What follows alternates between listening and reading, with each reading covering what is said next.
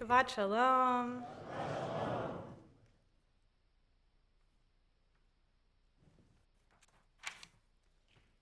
Do we have any birders in the room? Any bird watchers? Okay, Lou, Judith, Stuart. Okay, yeah. Okay, I'm a birder. When I was in college, I studied environmental studies, and I got really into birding. Believe it or not, it was like the cool thing to do at UC Santa Cruz. So when I graduated and I traveled to Israel, I, of course, brought my binoculars with me, and I bought a guidebook for the birds of Israel. What I didn't know until I got there was that I was apparently going to one of the birding hotspots of the world. Apparently, because of Israel's central position between Africa, Asia, and Europe, it's on the migration pathway of birds from all over the Eastern Hemisphere. Think of it as kind of like an hourglass, and Israel's right at the center. So if you're going from Africa to Europe, you've got to stop. There. I was staying at Kibbutz Lotan in the Arava, and one moment I would look up and I would see just a huge flock of cranes flying overhead, hundreds of them. And my favorite were the bee eaters. They had bright blue and green bellies. They had pale orange wings that spread out like fans. And sometimes I would look off into the distance, into the mountains of Jordan, because that's where we were. And I would see birds flying in the middle of the valley between Israel and Jordan. And there was something a little bittersweet about it, because for the birds, there was no sense of our human-made boundaries and borders, right? There was just this complete freedom, and yet it would remind me of how so many people in the world are not able to move that freely, right? For so many people, migration is actually dangerous and difficult. And so, in fact, the migration of animals has been an inspiration for people who are seeking to shed light on the issues that face people when they migrate or immigrate to a new country. In Santa Cruz, I met an artist, Faviana Rodriguez, who, as the daughter of immigrants from Peru, found inspiration in the migration of monarch butterflies. So monarch butterflies, they migrate across the US and Mexico, and in parts of California, you can see clouds of them. They cover the trees and they flutter around, and you feel like you're in some kind of fairy tale. So Rodriguez created prints and posters combining the wings of monarch butterflies with the outlines of human faces, with the words, "Migration is beautiful." Show a little piece of it. You can see the monarch butterfly. I think the artwork speaks for itself. In a society where immigrants are seen as threatening, where they're met with suspicion and face all kinds of economic disparities and hardships, her work insists that migration is beautiful. And this is what I couldn't stop thinking about as I read this week's Parsha. Because in today's Parsha, the children of Israel become migrants. Joseph finally reveals himself to his brothers and tells them that the famine they're experiencing, it's not ending anytime soon. He insists that they return to Canaan and bring back Jacob and their wives and children and settle in Egypt. And Jacob's family has grown to a small tribe of 70 people, and they're all leaving the land of Canaan, the promised land, to go to Egypt. Now, we're not reading the Torah for the first time, so spoiler alert, we know where this goes, right? There's a deep sense of foreboding as we read the Parsha, as we watch the family of Israel descend into Egypt, where they'll be enslaved only one generation later. It's not the beautiful migration of birds and butterflies. It's desperate, it's dangerous. But they have no choice. There's no food to be found in all of the land except for from Pharaoh's storehouses, which Joseph oversees. We even see the desperation of the Egyptians themselves, which I think Anna also really conveyed in her Torah reading. They're facing a famine so severe that they sell not only their livestock, but their land and themselves to Pharaoh in order to procure food. It's a deeply foreboding Parsha.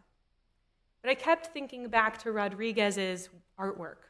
Migration is beautiful.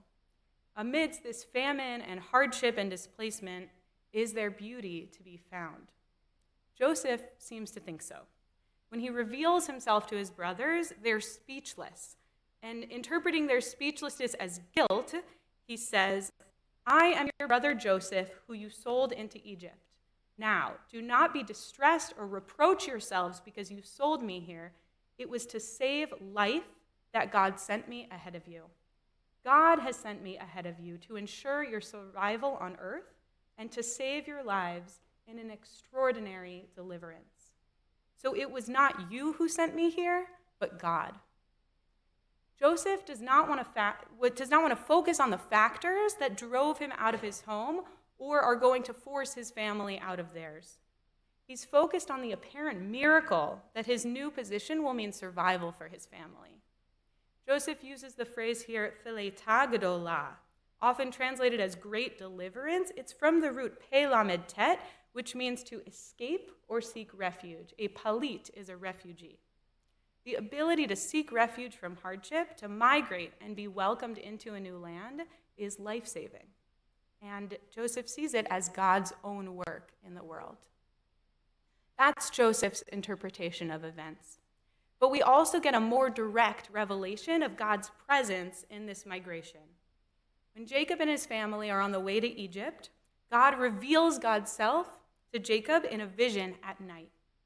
God says, "Do not be afraid of going down to Egypt, for I will make you there into a great nation. I myself will go down with you to Egypt, and I myself will also bring you back up." God reassures Jacob that God will be present with him and his family throughout their entire time in Egypt. When we speak about God as a presence that can travel or rest in physical space, we call that Shekhinah. Shekhinah, from the root lishkon, to dwell, it's God's immanent divine presence.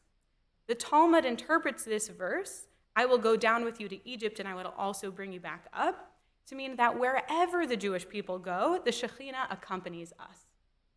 And the Zohar, which provides a mystical commentary on the Torah, takes it even further. The Zohar teaches that not only did the Shekhinah go down to Egypt, but all of the heavenly host, right? All of the angels too. So just take a moment and imagine that. Jacob's family going down to Egypt, all the brothers, the women and children, encompassed by a divine presence and surrounded by angels. The presence of the Shekhinah and the angels instills a sense of safety and protection, even as the people they accompany undergo a treacherous journey that we know will be painful and difficult. And it gives the whole journey a sense of holiness. We might think that God's presence only rests in the Holy Land, that angels will only stay in the holiest places and not be bothered to follow a tribe of migrant shepherds who are escaping famine. But they do. They join the family of Israel on their migration. They accompany them in their enslavement and on their journey out of Egypt and back to the promised land. And the visual image, it's so beautiful, like a flock of songbirds or a cloud of butterflies, right, on their migration path. And according to the tradition, when the temple was destroyed and the Israelites were exiled to Babylonia, this same heavenly entourage accompanied them into exile. As Jews, we've had so many moments in our history of exile and migration. Each individual and family has their own story of migration and immigration, of how we arrived here to America. Hopefully we, or our parents or grandparents, had people who helped us along the way. Maybe a relative who had already immigrated, kind of like Joseph, or communities that could welcome us in. Organizations like HIAS and others who provided for people's basic needs. Every person, every family has their own story, often with a great deal of pain for having left a home and the hardships of arriving in a new place. Hopefully, the stories we tell contain some beauty as well, though. The hope for a better life, the pride in overcoming challenges, the new friendships and the cross-cultural interactions, the way our people have contributed so much to this country. Right now, we know that there's a global refugee crisis, and we feel it here in the US and in Massachusetts, especially with recent cuts to the state's shelter program and expected changes to immigration policy coming up in January. People are scared, people are suffering, and there's so much xenophobia in this country. So when artists and activists insist that migration is beautiful, I have to believe them, to focus on the hope, and to focus on how we can help, how we can be like those angels, offering people some protection and encouragement on their difficult journey. So many of you saw the email that Rabbi Lerner and I sent out just before Hanukkah about what we here at Temple Emunah can do to help refugees and immigrants in our local community. So first of all, we have a goal to raise $25,000 for Jewish Family Service of Metro West to provide for the needs of one refugee family for 1 year. So far, we've raised over $5,000, so thank you so much and yasher koach to everyone who's donated. We're also looking for volunteers to help with a wide variety of services that are part of refugee resettlement, from helping people furnish an apartment to reading to kids in English. If you have any connection to available housing, for example, a vacation home or in-law apartment, or even would be interested in exploring hosting an individual or family in your home temporarily, you can let us know by filling out the form in that email. And we plan to have an information session with JFS sometime soon about how to get involved and what we can do.